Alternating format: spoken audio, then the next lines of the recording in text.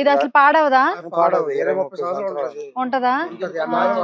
మరి పట్టు పట్టు పిండేస్తారు. మరి పట్టు ఉంటే కదా మనం నమ్ముతాం. మేము ఎలా నమ్ముతాం? ఇప్పుడు పట్టు అంటే పెద్దది వస్తుంది కదా. పిండేస్తామండి. ఎన్ని కేజీలు కావాలి?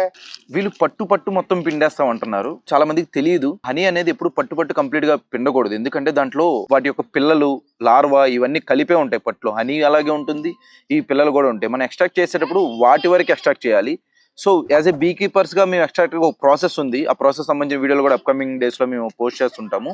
బట్ ఇలా చెట్టు కింద నుంచి దించేటప్పుడు మాత్రం ఓన్లీ హనీ ఏదైతే ఉందో, హనీ సీల్ చేసిన ప్యాక్ ఏదైతే ఉందో దాని వరకే మనం హైవ్ని కట్ చేసి ఎక్స్ట్రాక్ట్ చేయాలి. అది మంచి క్లీన్ గా హైజీన్ గా చేయాలి. బట్ వీళ్ళు మొత్తం పట్టు పిండేస్తాం అంటున్నారు. అలా పట్టు పిండడం వల్ల హెల్త్ బెనిఫిట్స్ కన్నా ఇంకా నెగిటివ్స్ వస్తాయి. ఎందుకంటే లార్వా యొక్క బాడీ పార్ట్స్ మొత్తం దీంట్లో కలిసిపోతూ ఉంటాయి. అది తెలియదు చాలా మందికి.